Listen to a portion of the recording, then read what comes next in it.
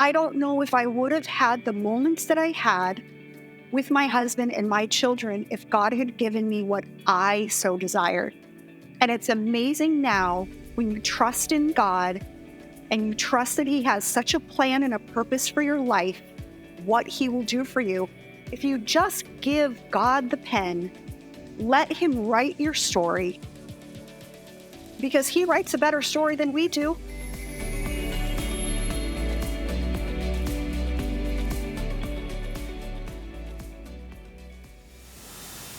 Welcome to the Juggling Life, Finding Balance podcast. I'm your host, Vivian Cumins, and today you are in for a real treat. But before I reveal my special guest, do me this favor. Click the subscribe button wherever you listen or watch, and while you're there, leave us a 5-star review if you've enjoyed today's show. All right, y'all. My guest today is best-selling author and speaker, Bridgette Cameron Ridenour.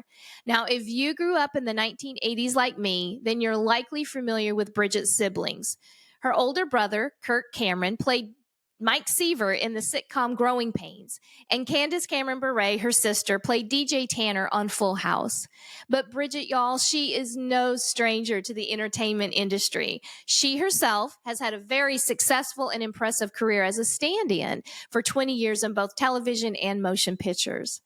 But she's now written a book, and she tells heartwarming stories of her childhood and also seasons of disappointment and heartbreak and resilience. But it's this one terrifying and life-changing moment that she says brought her closer to God and gave her purpose. Bridgette's story, y'all, it's a message of hope and of fulfillment and harmony in the discovery that not only is God's timing perfect, but His plans for us are also far better than our own. So settle in. Get comfy. You're going to love this conversation with my new friend, Bridgette. Well, good morning, Bridgette. Thank you so much for taking time out of your busy day to come talk with me this morning. How are you, my friend? Oh, Vivian, I'm so great. It's so great to talk with you and see you again. Thanks for having me. So I just love how God brings people together and that He brought you and I together. And just from the small amount of time that I've gotten to know you, you are just such a blessing. And so I'm so excited for today. Thank you so much. Yeah, I'm super excited to be here and to have your listeners just kind of be on and share my story with all of them. So well, we are going to get to that because you have an awesome story and a new book out. But before then, I got to know, I've been following you on social media, of course, and you have had a pretty exciting last couple of weeks in Nashville. Yes. I saw that you were with, it's the NRB, the National Religious Broadcasters. Can you just tell us a little bit about that and how was that week? What did you do? Yeah. Oh, my goodness. Well, first of all, I couldn't say no because it was in Nashville, one of my favorite places to be ever. And hopefully, God willing, my husband and I will be able to retire there. And but NRB, yes, like you said, National Religious Broadcasters Convention. And it has like everything to do with like books and podcasts and publishers and speakers. And my gosh, it was this huge convention. Trump was even there at the very end, giving a speech to about 2,000 people. But I was there with some friends who were working with me in my book. And I was just meeting lots of people. It was just so fun because as your listeners will hear as we get talking, I come from a family of 2 famous child stars, and it was really kind of fun because at NRB, I was walking through the Gaylord Hotel, and people were coming up to me and tapping me on my shoulder and going, "I know you. I've read your book." And so it was so much fun, but it was just so amazing how God was opening doors prior to me even being there. He was already like opening doors and setting up opportunities for me to meet people. I did many, many podcasts. I was able to do an interview with Flashpoint on the Victory Channel, which is going to be airing next month. Salem Media, Tony Suarez, like lots of different people for podcasts and interviews and things like that. So it was super fun. And I got to talk about my book, which is so fun, which I'm super excited about. And I'm just thrilled with the success that my book has had. So that's what I was doing in Nashville. So oh, that sounds so much fun. It was such a full circle moment for me being there, actually, because I was also there in 2015. And again, as we get talking, your listeners will hopefully hear that this part of the story. But I was in Nashville in 2015 for the K-Love Awards. When my brother and I did the movie Saving Christmas, it was up for some awards. And so we were there for that. But prior to that was a very tragic incident that happened that same day. And so being back in Nashville, at the Gaylord Hotel, I just kind of stood there and I was like, wow, I haven't been back here since 2015.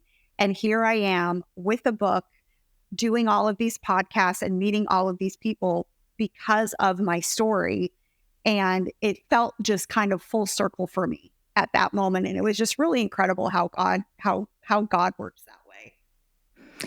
I was just about to say that went full circle, and I have goosebumps when you just said that because, yeah, I totally see that, having read your book and knowing your story. So I feel like we've given the listeners enough teaser here. So no, I feel bad. No, I'm excited. I know everybody's sitting on the edge of their seats. In on our little. I know. We better let them in on our. We got to let them in. Little. We got to let them in. Okay, Bridgette. We both know you have had a very unique upbringing. And so I've shared a little bit in the introduction. You've shared a little bit here, but tell us a little bit more about yourself and what it was like growing up in your family. Yeah. Well, oh my goodness. So I grew up, like you said, in a very unique childhood and crazy world. Grew up in the entertainment industry of Hollywood. My oldest brother is Kirk Cameron, Mike Seaver from Growing Pains, Fireproof. Oh gosh, what else is there? Lots of things. And then my littlest sister, Left Behind. Thank you very much. American Campfire Revival, Brave Books, all of those things. And then my littlest sister, Candace, my youngest sister, Candace Cameron Ridenour, DJ Tanner from Full House. Hallmark Channel, Great American Family. She is my little sister. And then we have another sister, Melissa, who lives in Tennessee, actually. She's a stay-at-home mom, an amazing, amazing mom with 5 children who she homeschools, all 5 of them. So, Vivian, you could have her on a podcast, just talk about all things home educating. I would love to. And I think you probably will have some listeners that would just get so much from her, because she is absolutely amazing. Her oldest is a senior, and I think her youngest is in like 2nd or 3rd grade, 1st, 2nd, 3rd, something like that. So she has the whole gamut of home education and all of that. So anyway, so that's who my family is. And, growing up, I have to say, it was kind of like there was kind of 2 different worlds, because inside the home, there was my mom and dad and us 4 kids and a total normal family that had chores and homework. And, Kirk picked on his 3 little sisters, and we got in fights and arguments, and us girls got in our own little situations. But then yet on the outside of our home, we were walking the red carpet. We were being noticed by the public. We had some scary incidences happen. And my brother was a major teen heartthrob. And my sister was, someone's best friend on Full House. So there were just 2 different worlds. But I will say that growing up, I wouldn't change it for the world, really. I mean, we had some great times, some not so great times, but we were a family. My parents kept us as a family as best as they could. And there were some other things that were going on between my parents in the household that, just like, maybe some other families, but that was my family. So, and I wouldn't change it. I wouldn't change it at all. Yes. You said something that made me giggle inside for a second because you were talking about your brother being a teen heartthrob. And I read something, I don't remember if it was another introduction to another podcast or some other interview that you did, but young girls in the 80s probably had him on posters in their rooms. And Yep. I did. I had him in my room next to Michael Jackson and Ralph Macchio. And I'm just wondering, I have to know. With him being your brother, who did you have in your bedroom? I just got to know, who did you have on your walls? Oh my gosh. Well, I had Sean Cassidy, Leif Garrett, New Kids on the Block, Janet Jackson, Paula Abdul.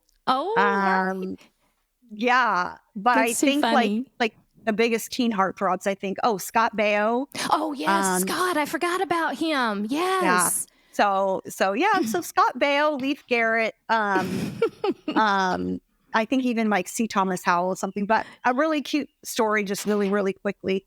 So when my brother was starting his career, on television, and he was starting to get a little bit of a fan club, I had actually written my very first fan letter to Leif Garrett because I just thought he was the hottest thing back then.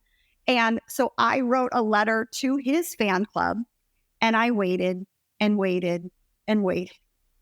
And I waited some more for a response, and I never got a response back. And brother, being the sweetheart that he is, he actually wrote me a letter, like from saying he was from the Leif Garrett fan club. I don't know, but it came in the mail, and I was so incredibly excited. And then, later on, years down the road, he told me that it was him. But it was just so cute because we started to get those fan letters at our house, and our backyard, our little guest house at home growing up, turned into Kirk's fan club. And I remember going back there and responding to all of these letters that these girls would send us, and sending out autographed pictures and posters and all these things. So it was really fun, but it melted my heart that Kirk would do that. And so so our family really made an effort to respond to these letters from these girls. Cause, just like me with Leif Garrett, he never wrote me back, and it's okay. Well, that is the sweetest story ever, that he would do that for you. I remember sending letters to fan clubs too. And, now that we're adults, we know how that works. It's the celebrities typically not writing back. But that is just such a cute story. Well, anyway, I had to know because I'm like, while the rest of us, like you said, are having certain people on our walls, who did you have on yours? So that's cute. Yeah. Okay. I digress. Yeah. I'm sorry. Oh my gosh, there's so much to talk about here, but I want to talk a little bit about some things that are in your book and in your story, and I'm going to show it on the camera. Overlooked. What a fantastic book. But one of the things you talk about in your book is how your neighbors, how your family kind of got into the business. And your mom once said that when she was approached about her kids entering the entertainment business, that if anyone, meaning any of the 4 children, would be interested in getting into show business, it would be you, because you were the one that was always dancing and singing around the house. And so can you tell us a little bit about how that started and just your interest in the business, if you will? Yeah, of course. So we lived in an apartment building in Northridge, California, my parents and us 4 kids. And right across the walkway in the same building was another family that we became very good friends with. And their son was a child actor. His name was Adam Rich. He played Nicholas on 8 is Enough. And Kirk and I, with all of us kind of being the same age with Adam, we all just kind of hung out and played and this and that. But Adam was very busy doing commercials and things like that. So his mom, Fran, was just talking one day and said, "Oh, Barbara, you should get your kids into the business." And she was like, "Absolutely not. Like that. I'm so excited for Adam, but this is just not for my family." We didn't grow up in an entertainment world. My parents were not entertainers, but I think where I kind of got my love for entertainment was from my dad's mom, my grandma Helen. She sang and played the piano. And she brought me actually to my very first musical theater show of The Lion King. And absolutely fell in love with musical theater. And so I think it just kind of stemmed from that, where I just, would sing in my bedroom and take my little hairbrush and sing into my, my mirror in my bedroom and things like that. And then Adam and his family moved out of Northridge and closer to Hollywood because he was working so much. And then my mom and Fran actually bumped into each other a couple years later. And my mom was showing her a picture of us kids. And she's like, "Oh, Barbara, you've got to get your kids into the business." And again, my mom was still very reluctant to do it. And Fran said, "Can I just take a picture of your kids into Adam's agent just to see what she says? And if she says no, Barbara, I will never mention it again." And my mom said, "Well, if anybody would, and if any of the kids would want to be in show business, it would definitely be Bridgette, because she's in the school plays." I mean, I was in my elementary school plays from 2nd grade to 6th grade. And then from junior high all the way through high school. I mean, I was constantly doing plays and dance and all of that. So she said, if any one of the kids would want to do it, it would be Bridgette. So we actually got the call that Iris Burton wanted to see all 4 of us kids. Kirk was 9 at the time. I was 8. Melissa was 6 and Candace was 4. We went to her office down in Hollywood. And it was funny because Iris was the top agent in Hollywood at the time. I mean, any child star that you ever saw on TV, she represented them. And so we saw all of their pictures on her walls. But we got to audition for her, and we got to do a couple of commercial sides and scripts and theatrical scripts. And she did, she had each one of us do it. Candace was a little bit too young at the time to kind of try to memorize. So she just kind of just did her thing, danced around and showed her personality. And so when it was all done, Iris took my mom in and said, "Here's what I'd like to do. I'd like to take Kirk right away. I'd like to take Melissa right away. Bring Candace back when she's 6, because I don't start kids until they're 6 years old." And my mom said, "Great. When do we get to start Bridgette?" And Iris said, "I'm not going to take Bridgette today." And my mom's heart just sank, because I was the reason why she finally agreed and thought Iris would have chosen me. Well, she didn't. And I eventually did have to have a lot of work done with braces. And at that time, there weren't a lot of children on TV that had braces. There wasn't a lot of work. But never did I know that my braces journey would take me, all the way through my adulthood. So Oh, wow. that never really panned out for me. So that's really kind of the story of how it started. She took Kirk right away. His career just took off instantly. And then when Candace was 6 years old, my mom brought Candace back. Iris took her. Candace started doing commercials and movies. And then their careers just kind of, like I said, took off. And I was unfortunately, in braces for quite some time. Melissa didn't really like the industry. So she just kind of removed herself from it. But yeah, that's kind of how it all started. Wow. Again, that divine intervention, right? Where God just places the right people at the right place, at the right time. Yeah. Well, bless your heart. That must have really been, especially as a child, difficult for you to be told no, or not yet, maybe is the better answer. How did you kind of maneuver through those emotions, especially watching? I mean, it's got to be difficult watching our siblings have what we want. I mean, it's hard as an adult. There's things I look at now and I have to really check myself, because I can find myself becoming jealous of someone that has something that I'm wanting, like a book release or something, Right. So right. what were those emotions going through, those years? You said all the way through your 20s, you were dealing with the braces and. Yeah. I mean, in the moment, obviously my mom was the most devastated, because, she's thinking, my gosh, this is Bridgette's dream and she can't do it yet. But for me as a child, I, even though my mom said, "Honey, Iris didn't choose you today," but she said, "Come back when your braces are off and we will get you started." So there was still that hope that it wasn't no right. It was no right then, but not no forever. And so I was going to come back when my braces came off. Well, again, my braces saga. But growing up and watching Kirk and Candace's careers take off was kind of twofold, because as a child, I was watching them do all these things, but because my parents kept us as a family unit as much as they could, I mean, we sat around our TV as a family and watched either their TV show or the movie that they were doing, or we would wait for their commercials to come on.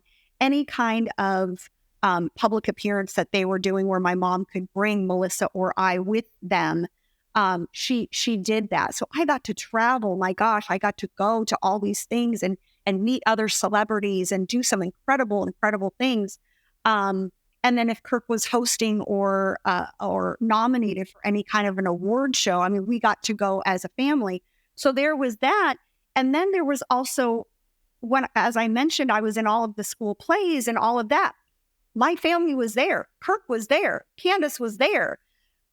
We might have been walking the red carpet one day, but yet they were sitting in the audience watching me in a school play and supporting me just as much as if I were on a set or in a movie, something like that.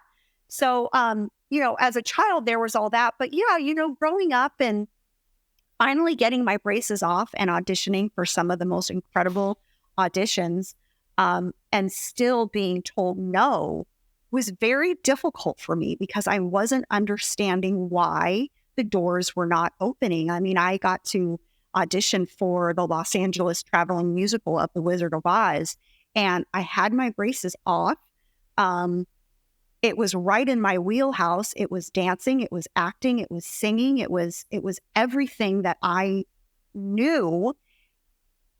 And they were looking for munchkins in that audition. So me being under 5 feet tall, I hit the height requirement. You qualified. And I still was told, no, this isn't right. And I actually had the choreographer pull me out of the group and teach me something completely, a routine completely different from what the other people that were auditioning that they were doing. And she even told me how great I was. And I still was told no, and I did not get that. So that was hard for me. And it was after that audition that my heart finally was like, Bridgette, this just isn't going to happen for you. Because I had met my now husband, John, just before that audition, and we got married and started a family.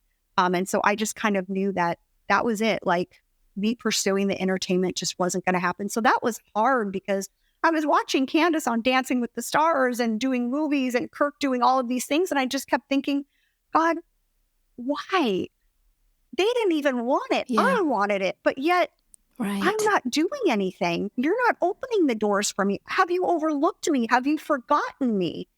And so with that, there was some jealousy and there were some hurtful times. But, there were just so many other amazing things that God was doing in that season of my life, that I wouldn't trade for the world.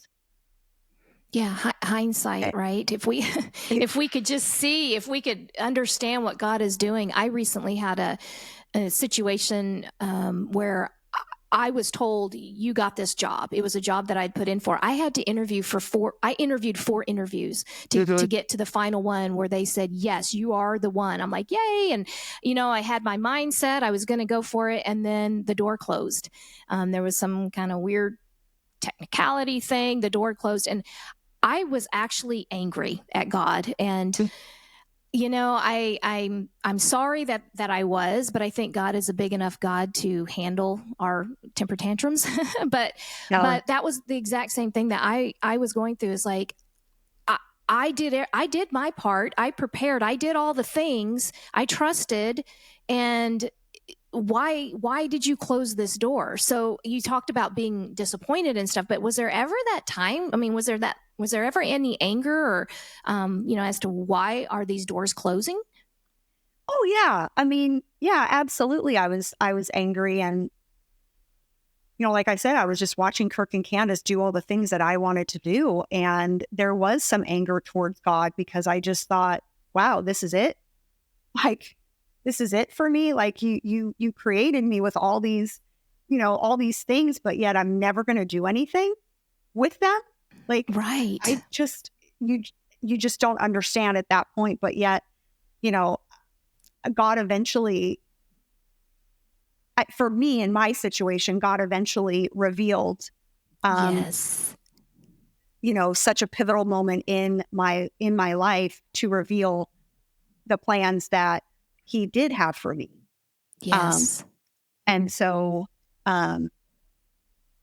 yeah. Yeah. So I want to go back just a little bit before we talk about that wonderful moment in your book that you reveal what God told you.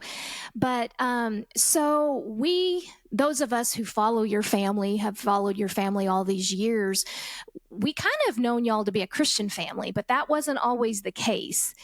And there's something in your book that tickles me, and you refer to your family's church attendance back then as being the CEO. Yep. What does that mean? Family. The CEO family of church is Christmas and Easter only. And that's hilarious. And that was our family. We didn't grow up in a Christian home. And like you said, when a lot of people will look at the Camerons or hear the Cameron name, when they see Kirk and Candace doing all the things that they're doing now, they grew up in church. They grew up. They've been a Christian family their whole life. And no, that was not the case. My dad's family were atheists. They did not want religion in their home. He didn't grow up in a faithful home. My mom, though, did. She knew of Jesus and who God was as a little girl. And again, Christmas and Easter, So, but when my mom and dad started having kids and us growing up, my dad didn't want any of that in our home. But yet we felt like we still had to go to church Christmas and Easter and do our thing and sit there and, But it wasn't until Kirk was at the height of his career. He was a major teen heartthrob, and he went to church for the very first time. And just to kind of to backtrack a little bit, when Kirk and I are 10 and a half months apart. So when we were both seniors in high school, my parents separated, and my mom moved out. And so there was that whole dynamic going on that a lot of people didn't know. When they would see the Camerons, like, here's this great, beautiful family, but yet they didn't know that my parents had split. But anyway, so Kirk was a teen heartthrob. My parents were separated, and he went to church for the very first time with a girl that he had been dating. And that sermon talked about the gospel and who God was and who Jesus was, and went through the 10 commandments. And basically the question that the pastor asked to the congregation was, if you were to die today, are you going to go to heaven or hell? And Kirk went home, driving home on the freeway, and that question just kept replaying in his head. If I were to die today, would I be going to heaven or hell? And he said, I would be going to hell. I don't have Jesus in my life. I don't have him as my personal Lord and Savior. I don't know who he is. But he felt God stirring in him, because even though Kirk was working with the Make-A-Wish foundations and meeting kids on the set who were, sick or whatever, the good works that he was doing was not going to get him into heaven. That's right. He said, there's got to be a better way.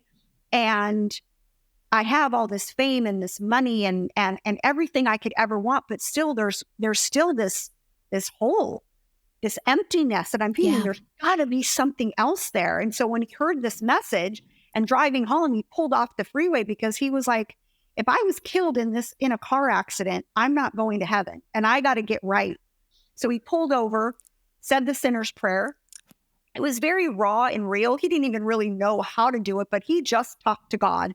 And he just said, I don't know who you are.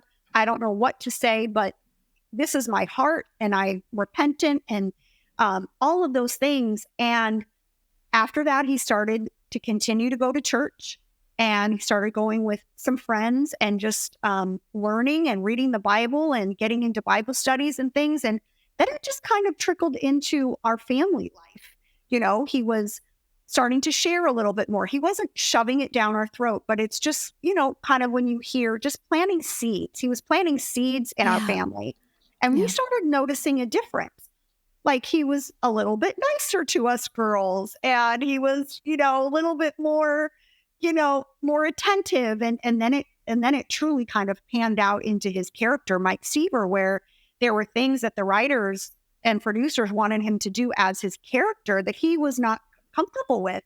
He felt that, that stirring in his heart, like I'm not going to do that. And so that kind of just, it was going that direction. And then it was just, it just kind of like we wanted to know more. And I just know for me personally, my experience was just talking to Kirk. Like I said, we're 10 and a half months apart. We're very close. So I respect and honor the things that Kirk learns about and talks about. And so I was learning from him. I was asking questions. I was going to church. I was getting into youth groups and Bible studies and things like that. And when I was 16 years old, there was a worship concert at our church in Thousand Oaks.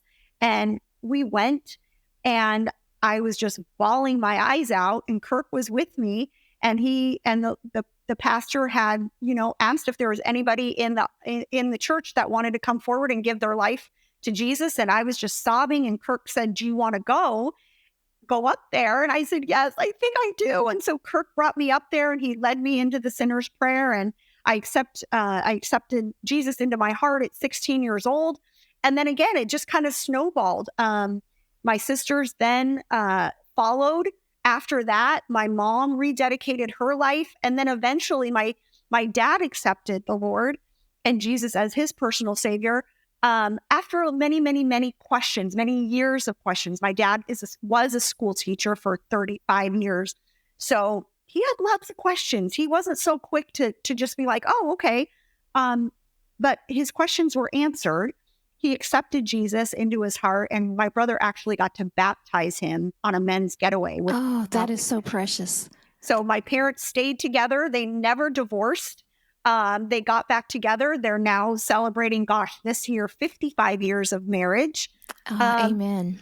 So, the Lord is he's so good all the time, because even though the darkness of Hollywood that we were put in, why he chose our family, I don't know, or I didn't know back then, but he knew what a platform Kirk and Candace were going to have now. Yes. Of where they are and sharing the gospel and their ministries.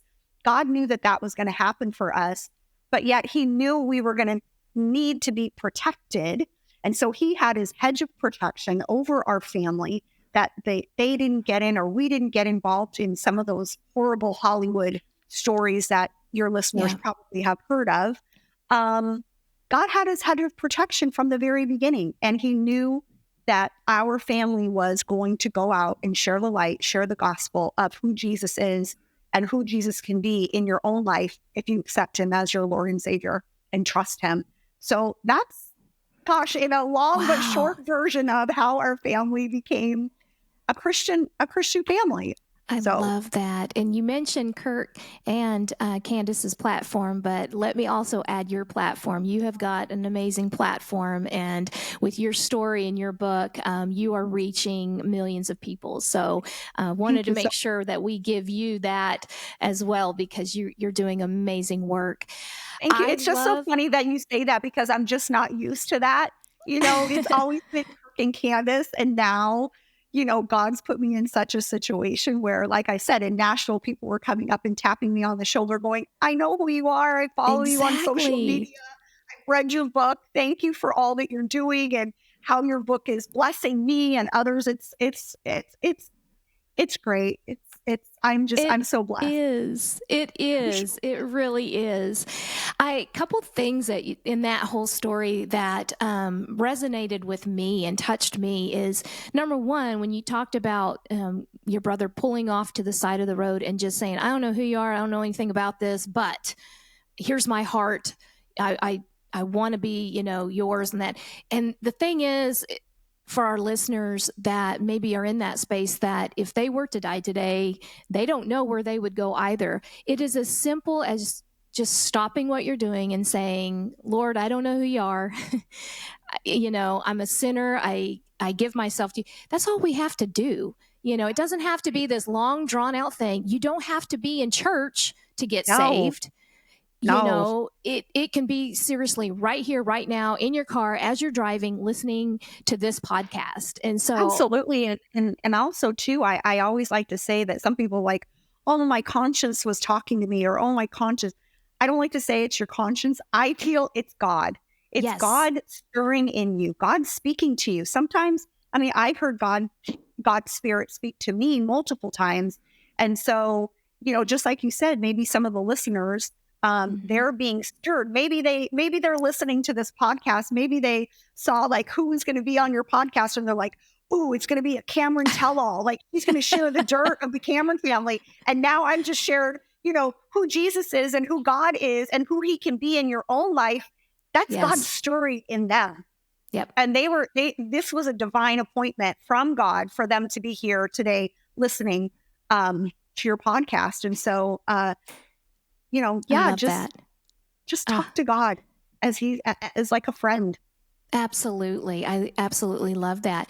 The other point that you made to that was how your family was just kind of watching and observing.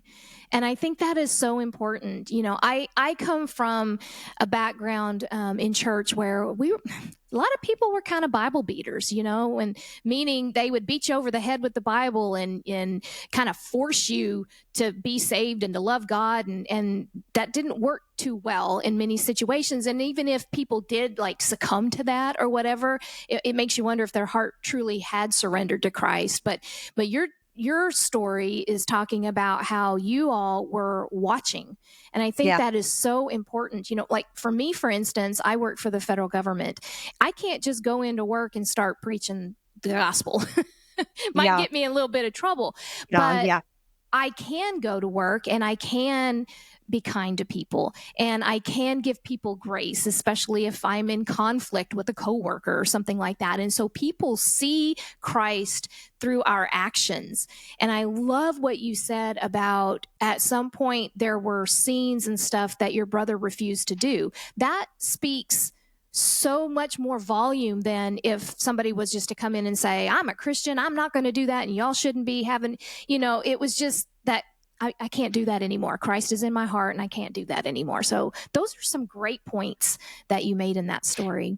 Yeah, it's all about just, planting seeds and just, like the saying says, walk the walk, talk the talk. That's right. Like, don't say you're a Christian, but yet you're going to do these other things. Now, okay, well, we're all going to fall short, and we're not going to live a perfect life. We're going to do things that are not right. But just be kind and just, I'm starting to now as I get older, just being more vocal about who God is in my life and not keeping that so hidden, because it's just such a huge part of who I am. And so it's like if somebody's talking, about God or maybe using his name in vain or something like that, I have to speak up because it's such a it hurts me. It hurts my heart. It's an offense. It's offensive. Yes, thank you. It's offensive. Yeah. I have to say, excuse me. I respect what you're talking about, but these words that you're using are offensive to me, especially in the workplace. Yes, because I do have a full-time outside job from being a mom and all what I'm doing. So in that tight little space, I do have to say this is offensive to me. Please stop. Or if I'm talking to someone and I use that, I'm hoping that maybe it'll open a door of, people asking even in the workplace, well, Bridgette, you said something, what did you mean by that? Tell me who that is. Or, we do what we can in the workplace, right? And just let God shine through. So great stories. I want to shift a little bit. Okay. We're trying to get to this aha moment for you. So in your book, you talk about that even after the birth of your son, you still tried to juggle being a mom while going to auditions and hoping to fulfill that dream that you had since childhood. Yeah. But eventually, you even mentioned you kind of put that dream to bed, and it was then that your greatest calling was revealed. What was that calling at that moment? And then tell us about the story about that drive and that scripture Yeah. that God gave you. Yeah. Well, in the moment of having children, I mean, looking back on it now, and that was kind of to just kind of take your listeners back to just what I had said before, being in a season at that time, and I was saying, this is it. When I had my son, that was that season, and I was just kind of like, this is it. I'm just going to be a mom, and okay, I guess this is where God has me. And so back then it was just kind of like, okay, I'm going to be a mom. I'm going to be a wife. But now looking back at it, I have 4 children. Now knowing God had me in a season, one of the most important seasons of my life is being a mom and raising my children. And sharing who God is with them and their walk with the Lord. But the pivotal moment for me really was in 2015 when we were on our way to Nashville, Tennessee for the Caleb Awards. My husband and children, they're now, they're grown young teenagers. We traveled, we road tripped a lot as kids. My mom and dad and us kids, we road tripped a lot. So my husband and I thought it would be fun to road trip with our kids to Nashville from Palm Springs. And so we did. And we were going through Groom, Texas, and there was a dirt storm. And we didn't really think anything of it at the time. But as we got into the storm, it became very, very thick and very dark, and the dirt blacked out our car. We couldn't see out of the windows of our car. My husband was driving. My middle son, Everett, was in the front seat. My older son, Cameron, was in the back with me. And then our daughter, Reese, was in the very back. And it blacked out our car. We couldn't see. We eventually ended up stopping behind a semi truck that had its hazards on. And we sat there for just a few minutes, or gosh, not even a few minutes, 2 seconds. And my husband turned to me and said, I don't feel comfortable behind this semi truck. And I said, okay. So he moved the car to the shoulder of the road. And it's a 2-lane highway on each side, the I-10, right through Groom.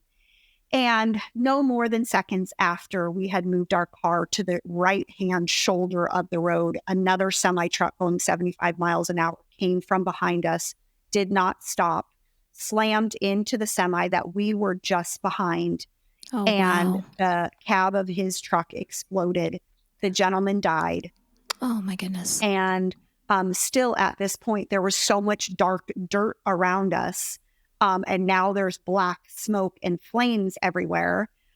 We still could not see where we were. But in that moment, God said, get Reese next to you. So I said, Reese, come here. And I pulled her from the back seat and into the seat between Cameron and I, buckled her in. And no more than seconds after I buckled her in, another semi-truck going full speed slammed into the back of our car, pushed us down into a ravine and wedged itself between the truck that was on fire and our car. And now all three cars, the 2 semis and our car, they were all on fire. We got out of our car and I could hear these voices on the side of the road saying, over here, over here. And so I just told the kids to run. I literally had them running into a black smoke of I don't know what, because I just said, run to the voices. And so they did. At this point, I couldn't see John. And I ran to where I could hear voices. Eventually, John did come up the side of the road. He was trying to get as many things from our car as he could, but the car was on fire. And there was so much commotion going on. I was able to call 911. There were first responders that came immediately. And in all of this chaos, I mean, it's a miracle that my husband and 3 children got out alive without a scratch. There was so much commotion going on during that time, but I kept seeing the words Jeremiah 29:11 over and over and over in my visual. And I couldn't let it go. And I'll be honest with your listeners, I had no idea what God was trying to tell me in that moment, because there was just so many other things going on. My car was on fire. I was trying to locate my children. I mean, there ended up being 5 semi-trucks and our car in this crash. 1 gentleman died. There was so much going on. I had no idea what that verse was, but God was trying to tell me something. And so it wasn't until we were taken to the motel in Groom, I knew there was a Gideon Bible in the book, the nightstand. So I burst through the doors, opened it up, and there was where I read Jeremiah 29:11, that says, "For I know the plans I have for you, says the Lord, not to harm you, but to prosper you, to give you hope and a future." And Vivian sat on that bed and I sobbed my eyes out, because I thought my husband and I and our children were just saved from an incredible, terrifying car accident. And he saved us. He saved us from harm. Yes. And then that's when I heard God speak to me. And he said, "Bridgette, all those years when you were little and you watched Kirk and Candace's careers grow, and you were angry at me, and you were jealous, and you thought I had forgotten you, you thought I had overlooked you, I've never left you. I've never forgotten you.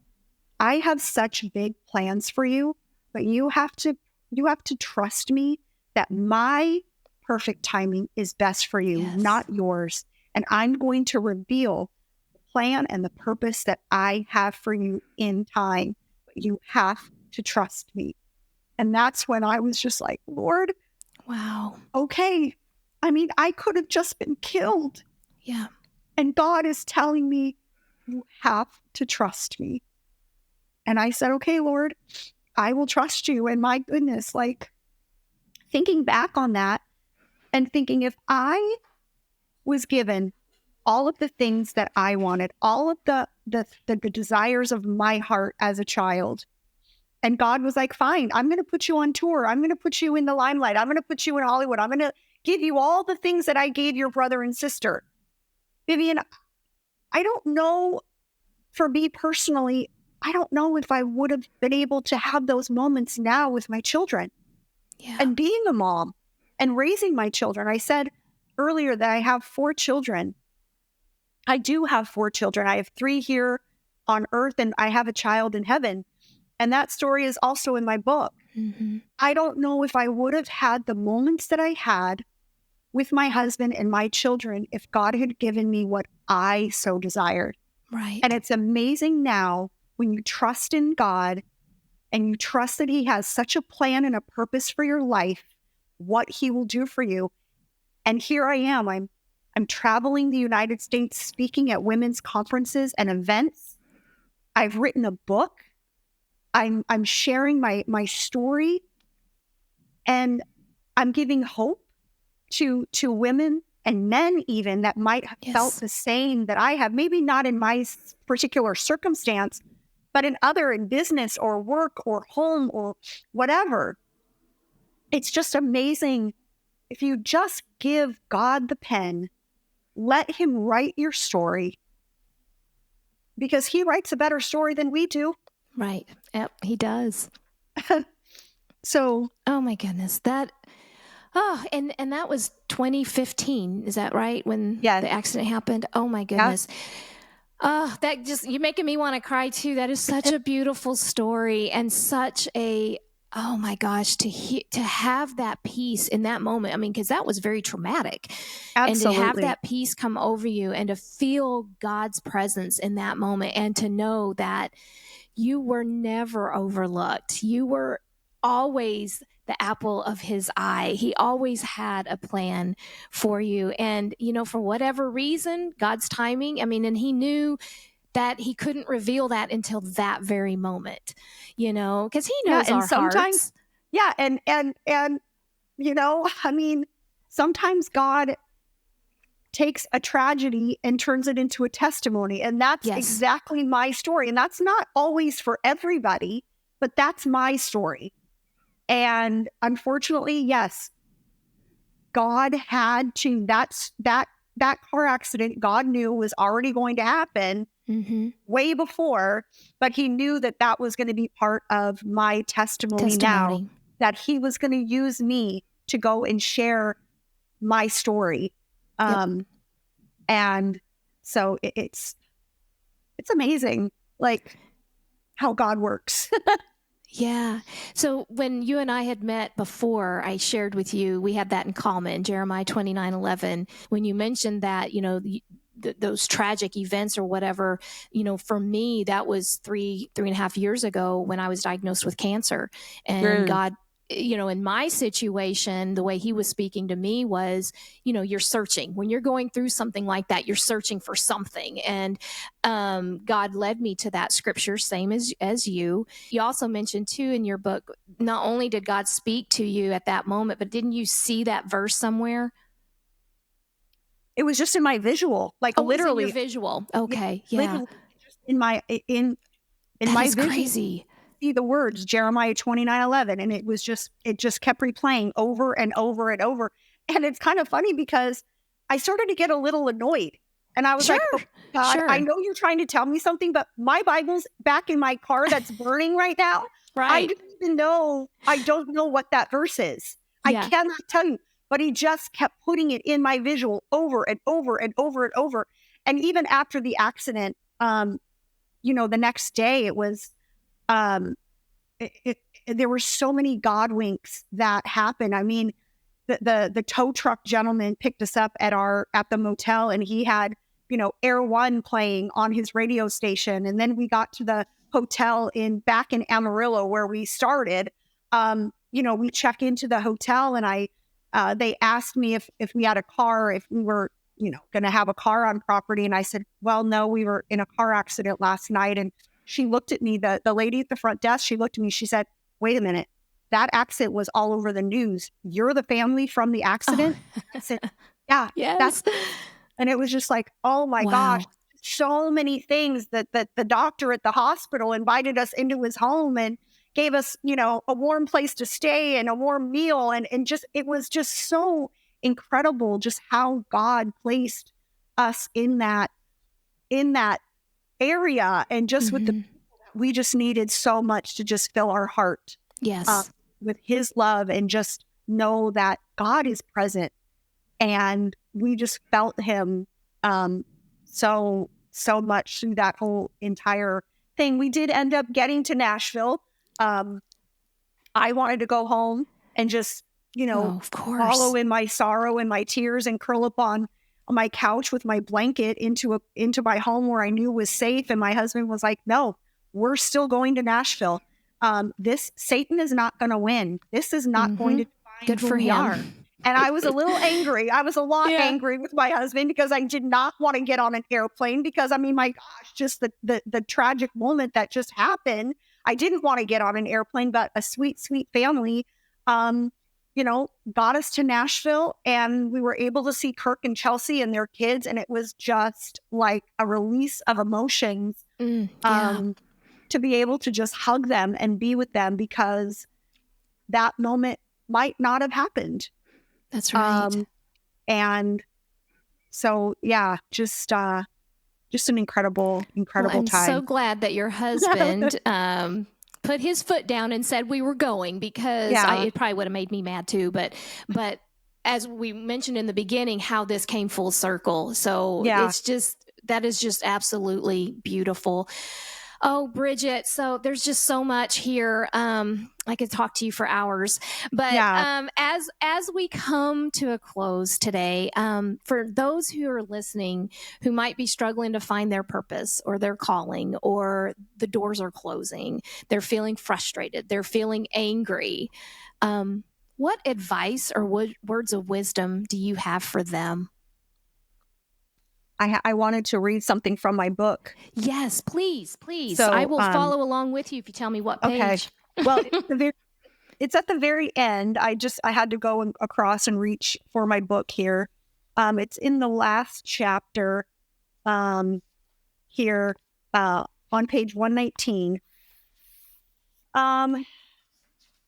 Basically what I just wanted to just tell a couple of things. I just wanted to tell your listeners, for those people that might be waiting on the Lord, maybe waiting for God to tell them or show them what their plan and their purpose. One of the most beautiful words that God can give us is to wait, because it makes us cling to Him rather than an outcome. And in a world right now where we can get everything so quickly, we hate to wait. I mean, how many of us hate to wait, for, in a drive-through or, for coffee or whatever. We hate the waiting, but you know what it does? It draws us closer to the Lord. It gets us to get into the Word. And when the response is from the Lord and you get that in your heart, that's what makes it so like, okay, this is what God has for me. So I wanted just your listeners to know, don't skip over the waiting. Don't wish something so quickly. Trust in the Lord and what He has for you. And what I wanted to read from my book is something that my brother told me, that his pastor told him one time, was how we don't find God. God isn't lost. God finds us. And so if you pick up the book Overlooked, or if you're listening to this podcast, I believe that it's a God wink. And God is finding you right now in this moment. And God might be stirring in your heart, and maybe again, Cameron tell all. You pick up Overlooked. What is what juicy gossip is Bridgette gonna dish? No. God's finding you, God's stirring in you, and maybe it's time that you get to know Jesus for the first time. Maybe surrender and give your heart to Him. Maybe you've been longing it for quite some time and just didn't know how. Maybe there's someone that has had God in their life and in their heart, but kind of walked away. Maybe things haven't gone the way that they wanted, and they're like, okay, you know what? I'm going to try to do this on my own now. Maybe it's time to come back to the Lord and trust in Him with all your heart and all, with everything that you have. And so that's what I want to share with your listeners today. Oh, that's beautiful. Amen. Thank you so much for that.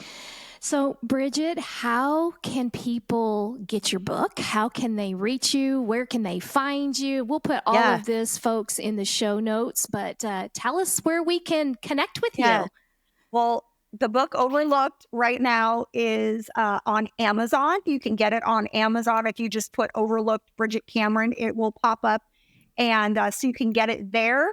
If any of your listeners are interested in having me come speak at a women's event or a conference in their area, I am certainly on social media. You can just Instagram, Bridgette Cameron, Bridgette Cameron Ridenour, Facebook, anything like that. Or you can go to Bridgette Cameron.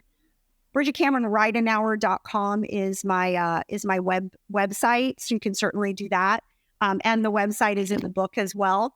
But yeah, you can certainly, and my email, Vivian, I'll get you my email to my speaking page. And so you can put that in there and they can contact me for that as well. So lots of ways to find me. Lots of ways to find me. Wonderful. Gosh, well, thank you so much for taking the time. I tell you what, you are just such a joy. And I see, it's so beautiful to see God working in your life. And, you were not overlooked. None of us are overlooked. Nope. God has that plan for all of us, and He is speaking to us. And sometimes He has to, use unfortunate circumstances to get our attention, but he's always there. He's always working, and he has a Amen. wonderful plan. Yeah. And I am so proud of you for just all that you're doing. And I can't wait to see how God's going to just continue to work through this story, your book, your platform. And I'm just honored to have just a little piece of that and be a part of that with you. And congratulations on the success of your book. So thank you so much. Thank you for your sweet words. Oh, you're so welcome. Thank you for hanging out with me here on the Juggling Life Finding Balance podcast. I hope our time together leaves you feeling encouraged and inspired. If you enjoyed today's episode, I would love it if you would click that subscribe button wherever you are listening or watching, and then share it with a friend. And please come visit me on my website, viviancumins.com, where you'll find more great information and resources about how you can move that needle from busy to balanced. Until next time, stay blessed and be balanced.